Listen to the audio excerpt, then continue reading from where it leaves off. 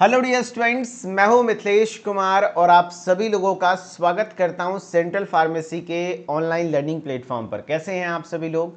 आशा करता हूं अच्छे होंगे, स्वस्थ होंगे और मस्त होंगे। डेली फार्मेसी क्विज ग्रुप में आप सभी लोगों का वेलकम है।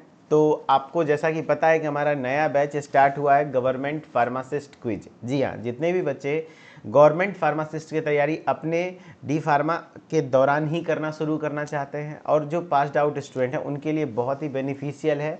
आपके पूरे फर्स्ट ईयर और सेकेंड ईयर से जो भी सिलेबस से है और जो भी आपके गवर्नमेंट फार्मासिस्ट में पूछे गए क्वेश्चंस हैं, प्रीवियस ईयर में कुछ पूछे गए क्वेश्चंस हैं या फिर उस पर बेस्ड क्वेश्चंस हैं, यहाँ पर आपको डेली 20 क्वेश्चन का प्रैक्टिस कराया जाता है। ठीक है, और ये आप सभी लोगों के लिए हेल्पफुल है। जो बच्चे D pharma first year second year में हैं उनके बोर्ड एग्जाम के लिए नो डाउट हेल्पफुल होगा। Plus railway pharmacist, AIIMS pharmacist, DSSB, ESIC, ISRO, NHM, sepoy and other state and central government pharmacist examination के लिए हेल्पफुल रहने वाला है। ठीक है, तो ये डे 2 का लाइव डिस्कशन है। डे 1 लाइव डिस्कशन भी जरूर दीजिएगा। एंड अगर आप भी टेस्ट देना चाहते हैं तो फटाफट से जाइए सेंट्रल फार्मेसी ऐप डाउनलोड करिए एंड अपना टेस्ट देना शुरू करिए, है ना, डेली फार्मेसी क्विज ग्रुप को ज्वाइन करके। चलिए भैया, सबसे पहला क्वेश्चन है हमारा। फर्स्ट क्वेश्चन है, what is the normal fasting blood sugar level range. ये SSC फार्मासिस्ट में पूछा गया है। SSC pharmacist 2019, Kerala PSC pharmacist 2021, दो बार। बताओ normal fasting blood sugar level. Blood sugar level normal fasting कितना होता है? 70 से 100, 70 से 140, 100 से 125, 100 से 140। तो आंसर मोस्टली बच्चे कर रहे हैं ए, यानी बिल्कुल सही आंसर कर रहे हैं। 70 से 100 मिलीग्राम पर डेसीलीटर होता है। देखो भाई, ब्लड शुगर के बारे में मैं आपको बता देता हूँ। एक होता है फास्टिंग और क्या कहते हैं, ये होता है फास्टिंग, ठीक है, ध्यान रखना। एंड आपका एक होता है RBS, रैंडम ब्लड शुगर। आपको मैं बता दूं कि जो नॉर्मल होता है वो 70 से 100 के बीच में होता है, 70 से 100 मिलीग्राम पर डेसीलीटर के बीच में होता है। एंड डायबिटीज़ जो होता है वो 120 से अप्रॉक्स में समझ लो। प्री डायबिटीज़ में 100 से 125 के बीच में रहेगा तो वो प्री डायबिटीज़ है। और अगर मोर देन 125 है फास्टिंग में, भूखे पेट, तो उसको हम लोग क्या कहेंगे? डायबिटीज़। और अगर जो PP यानी पोस्ट पेरेंडियल होता है खाना खाने के बाद, तो 200 से ज़्यादा है, 200 से ज़्यादा होता है तो उसको डायबिटिक कहते हैं, 100 से 140 अगर रहता है तो उसको, तब 100 से 140 हो जाएगा खाना खाने के बाद तो नॉर्मल है। 140 से 200 के बीच में है तो प्री डायबिटिक है। इस तरीके से आपको याद रखना है। रैंडम ब्लड शुगर RBS भी होता है, कभी भी ले सकते हैं रैंडम ब्लड शुगर। इसमें भी 200 से ज़्यादा आ जाएगा, 200 से ज़्यादा आ जाएगा, देन ये क्या कहलाता है? डायबिटिक कहलाता है। तो नॉर्मल फास्टिंग, नॉर्मल पूछ रहा है, 70 से 100 मिलीग्राम पर decilitre is the normal range. Okay, अगला क्वेश्चन देखो, उसी पर बेस्ड क्वेश्चन है, आप लोग सॉल्व करके दिखाना। Pre diabetes fasting blood glucose level is. Pre diabetes fasting blood glucose level क्या होता है? 70 से 99 मिलीग्राम पर डेसीलीटर, 100 से 125 मिलीग्राम पर डेसीलीटर, या फिर 126 से 140, या एबव 200 mg। तो देखो भैया, हमारा है प्री डायबिटिक, फास्टिंग का ही है लेकिन प्री डायबिटीज़ है, डायबिटीज़ हुआ नहीं है। नॉर्मल होता है 70 से 100, 70 से 100 तकरीबन होता है, 70 से 99। 100 से 125, 100 से 125 के बीच में प्री डायबिटीज़ है, और 125 से एबव हो जाएगा तो वो डायबिटिक हो जाएगा। चूँकि प्री डायबिटिक बोल रहा है, अभी डायबिटीज़ हुआ नहीं है लेकिन डायबिटीज़ होगा इन फ्यूचर, सिम्टम्स आ रहे हैं, तो 100 से 125, ऑप्शन नंबर बी आप लोग बिल्कुल सही करेक्ट कर रहे हो। ऑप्शन नंबर बी, 100 से 125 मिलीग्राम पर डेसीलीटर होता है pre diabetes fasting blood glucose level. ठीक है, हाँ। अगला क्वेश्चन है क्वेश्चन नंबर 3। इस क्वेश्चन को करके दिखाओ। केरला फार्मासिस्ट में पूछा गया क्वेश्चन है, ध्यान से सुनिएगा। Calorific value of carbohydrate is approximately equal to. Calorific value of carbohydrate, carbohydrate से कितने कैलोरी मिलते हैं? अप्रोक्सीमेट 1 ग्राम कार्बोहाइड्रेट से कितने एनर्जी मिलते हैं? तो आपको तकरीबन 4 किलो कैलोरी एनर्जी मिलता है। 4 या 0.4, 0.004 या 9। तो याद रखना, नहीं, 4 किलो कैलोरी एनर्जी मिलता है 1 ग्राम कार्बोहाइड्रेट से। तकरीबन 1 ग्राम कार्बोहाइड्रेट से 4 किलो कैलोरी पर ग्राम के हिसाब से आपको एनर्जी मिलता है। अगर मैं बात करूं एनर्जी पर ग्राम के हिसाब से, तो कार्बोहाइड्रेट में तकरीबन आपके 4 किलो कैलोरी आपको मिलते हैं किलो कैलोरी में बात करूँ, फैट से दुगना होता है 9, प्रोटीन में 4 ही होता है, प्रोटीन से भी थोड़ा बहुत एनर्जी बनती है। फैट को फिर भी प्राइमरी सोर्स ऑफ एनर्जी क्यों नहीं कहते हैं, फिर भी primary source of energy carbohydrate को क्यों कहते हैं सर, जबकि कम है? इसलिए कहते हैं क्योंकि कार्बोहाइड्रेट इंस्टेंट, तुरंत से जैसे आप खाएं एनर्जी ही देता है। फैट क्या है, स्टोर हो जाता है। जब तक कार्बोहाइड्रेट है तब तक फैट खाओगे स्टोर हो जाएगा।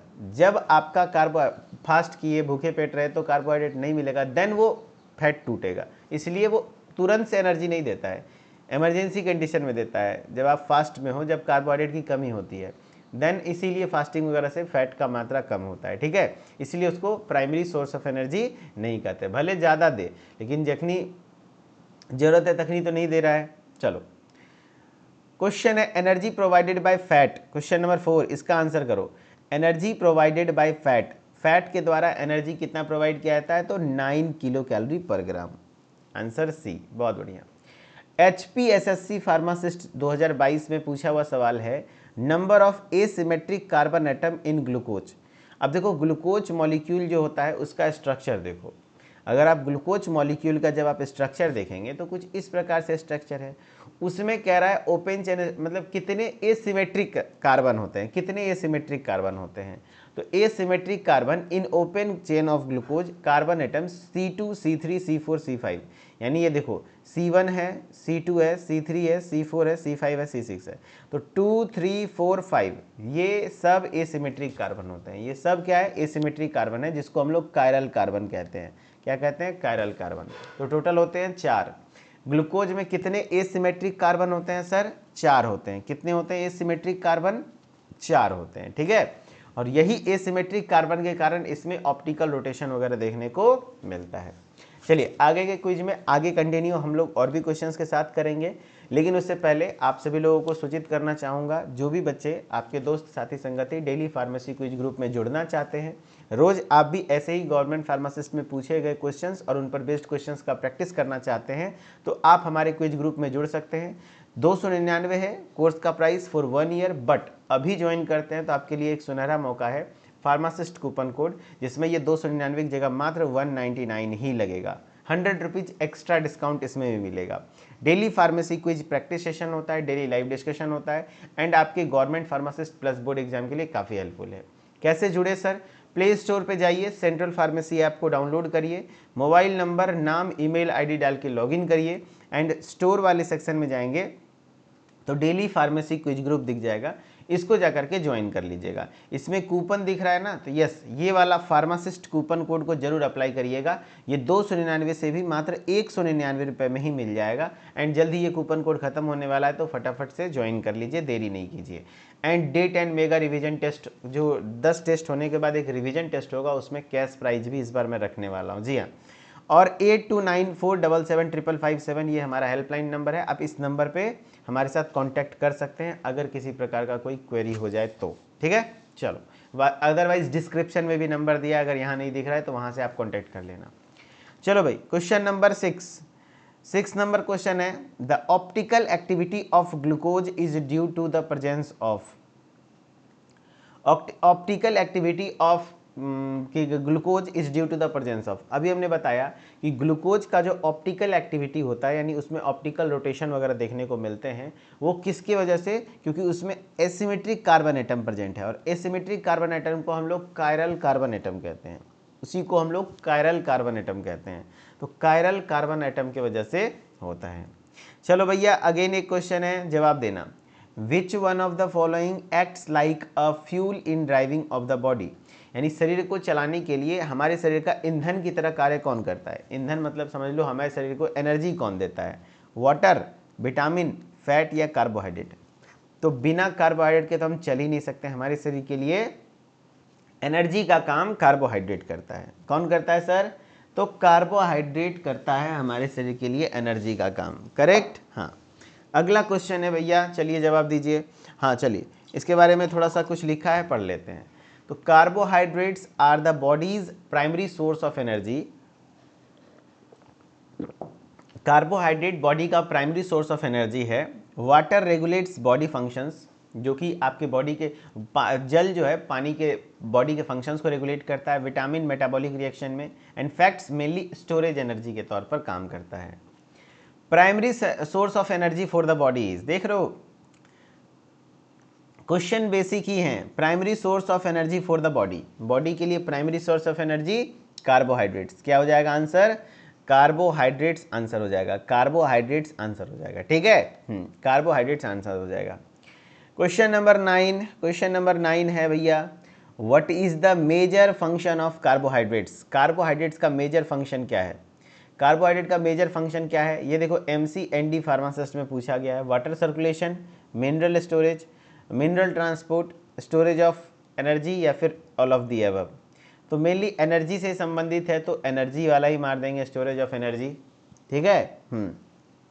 ऑल ऑफ दीज नहीं होगा, कार्बोहाइड्रेट का काम पानी का सर्कुलेशन थोड़ी है, मिनरल ट्रांसपोर्ट थोड़ी है, एनर्जी से संबंधित है, तो एक ऑप्शन मिल रहा था। चलो अगेन एक क्वेश्चन है, बहुत इंपॉर्टेंट कॉन्सेप्ट है, इसको याद कर लो। क्वेश्चन नंबर 10 है, पूछा गया है, अ hospital is called large if it has bed, यानी जो हॉस्पिटल में कितने बेड हैं जिसको हम लोग लार्ज हॉस्पिटल कहेंगे। तो 3 प्रकार का होता है, एक small size hospital, medium size और लार्ज साइज। तो अगर जो बेड की संख्या 500 से ज़्यादा होती है तो उसको हम लोग लार्ज साइज हॉस्पिटल कहते हैं। तो आंसर हो जाएगा, है ना, हाँ आंसर हो जाएगा ए, ऑप्शन नंबर ए। देखो भाई यहाँ पे क्या बोल रहा है, यहाँ पे क्या बोल रहा है sir, small hospital less than 100 beds, 100 bed से कम का हॉस्पिटल है तो उसको छोटा अस्पताल बोला जाता है। मीडियम हॉस्पिटल 100 से 500 बेड्स, और large size hospital more than 500 beds.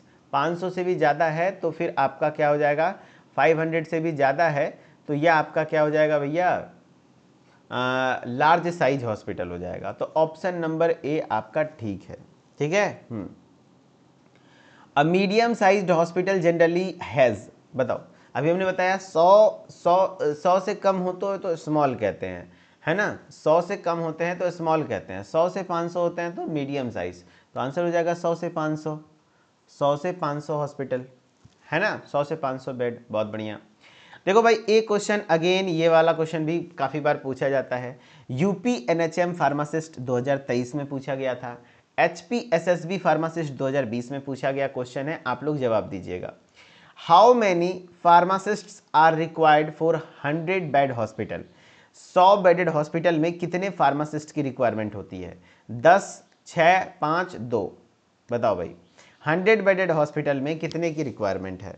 तो आपको मैं एक कंसेप्ट याद करा देता हूं, देखो अप टू 50 बेड तक वाले जो हॉस्पिटल है उसमें नंबर ऑफ फार्मासिस्ट होने चाहिए 3, अप टू 100 बेड्स 100 बेड वाले में 5, अप टू 200 बेड्स 200 बेड्स तक के लिए 8, अप टू 500 बेड्स 15।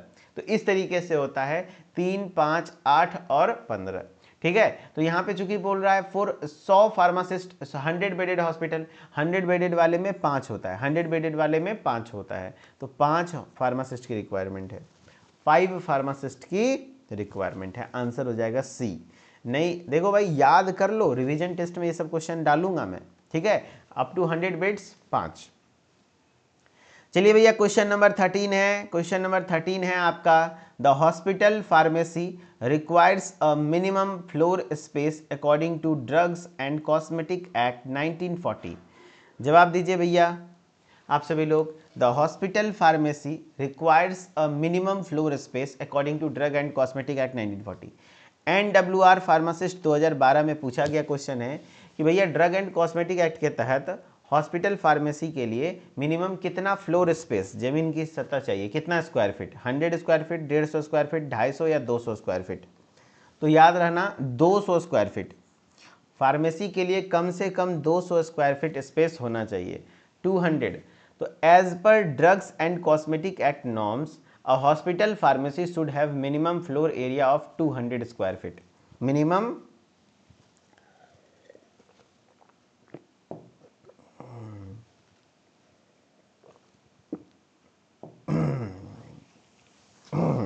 ठीक है, 200 स्क्वायर फीट होना चाहिए। क्वेश्चन नंबर 14 है, जवाब दीजिए आपका भैया, इसका आंसर क्या है?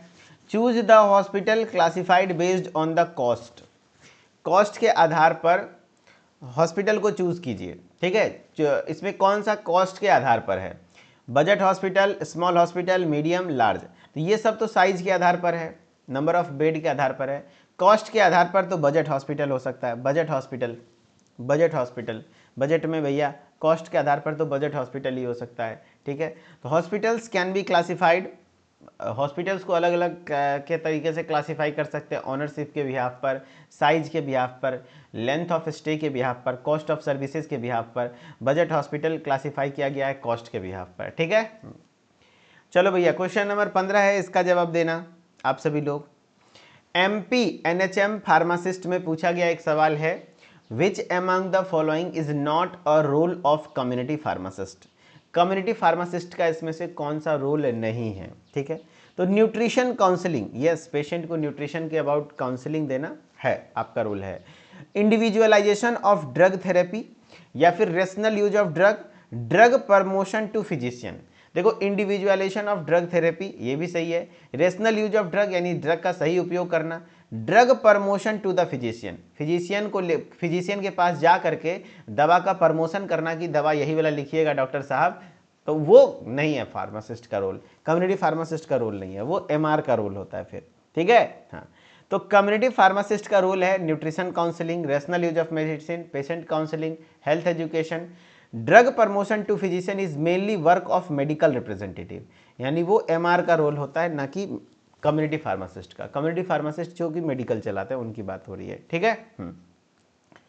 क्वेश्चन नंबर 16 है sir, which of the following is a function of community pharmacist. इसमें से कम्युनिटी फार्मासिस्ट के कौन फंक्शन है, nutrition counselling, drug advertising to doctors, manufacturing drugs, drug licensing. जवाब दीजिए आप सभी लोग, इसका आंसर का, इस क्वेश्चन का आंसर कीजिएगा, which of the following is a function of community pharmacist.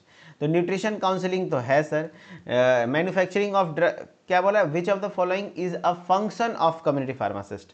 पहला तो होगा sir drug advertising to doctors, नहीं, डॉक्टर के पास दवा का एडवर्टाइजमेंट करना ये नहीं है। मैन्युफैक्चरिंग ड्रग्स ये भी नहीं है, ड्रग लाइसेंसिंग भी नहीं होता है। तो पूछ रहा है फंक्शन है कौन सा, तो न्यूट्रिशन काउंसलिंग पहला ही ऑप्शन हो जाएगा, ऑप्शन नंबर ए।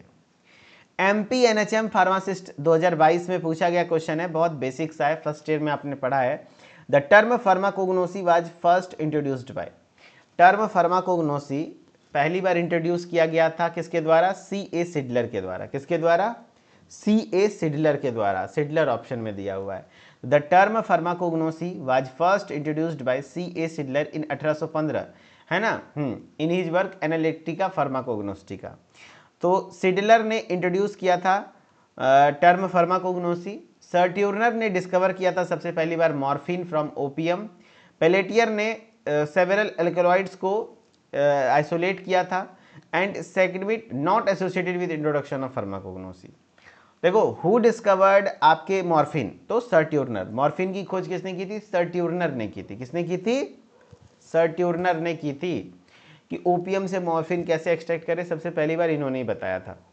चलो भैया क्वेश्चन नंबर 19 है, इसका जवाब दो, सेकेंड लास्ट क्वेश्चन है। Charaka a physician belongs to which system of medicine. Charaka जो कि एक फिजिशियन थे, वो किस system of medicine, father of Ayurveda कहलाते थे। तो ये आयुर्वेदा सिस्टम ऑफ मेडिसिन से रिलेटेड थे। किससे थे, फादर ऑफ आयुर्वेदा कहलाते थे भाई, फादर ऑफ आयुर्वेदा, करेक्ट। हाँ, तो चरखा was the famous physician of the Ayurvedic system of medicine and author of the चरक संहिता। चरक संहिता के ऑथर भी थे। आयुर्वेदा क्या है, एक ancient Indian system of medicine है।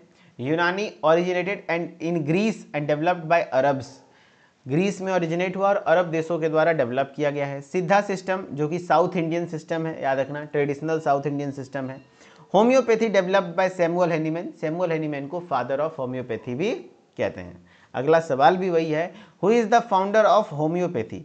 होम्योपैथी के फाउंडर कौन है, who is known as the founder of homeopathy, Hippocrates, Galen, Charaka या सैमुअल हेनीमैन। तो आंसर हो जाएगा सैमुअल हेनीमैन। सैमुअल हेनीमैन को कहा जाता है फादर ऑफ होम्योपैथी या फाउंडर ऑफ होम्योपैथी, जो बोल दो, ठीक है। और मेडिसिन, मॉडर्न मेडिसिन के जनक किनको कहते हैं सर, तो मॉडर्न मेडिसिन के जनक कहते हैं हिपोक्रेट्स को, ठीक है, ऑप्शन नंबर ए। तो ओवरऑल फाइनली यहाँ पर आपका 20 क्वेश्चन हो गया। चलिए अब आते हैं बारी रिजल्ट की ओर। तो रिजल्ट में टॉप 10 स्टूडेंट का नाम जारी कर दिया जाए भाई। तो जो भी बच्चे भैया क्विज नहीं दे रहे हैं गलती मत करो, 2 क्विज आपका क्विज देना, फर्स्ट ईयर के स्टूडेंट हो सेकेंड ईयर के स्टूडेंट हो, 2 जितना बन पाए तो बन पाए, धीरे धीरे बढ़ेगा, है ना। हाँ, और आपको प्रैक्टिस इसमें देखो कंटेंट सेक्शन में जाना है, डेली क्विज प्रैक्टिस सेशन में जाना है, एंड गवर्नमेंट फार्मासिस्ट क्विज इसमें डे 2 में जाना है, और इसमें आपको जाकर के आपको टेस्ट कर ले देना है। तो तकरीबन 186 बच्चे टेस्ट में अपीयर हुए थे, बहुत बढ़िया है भाई।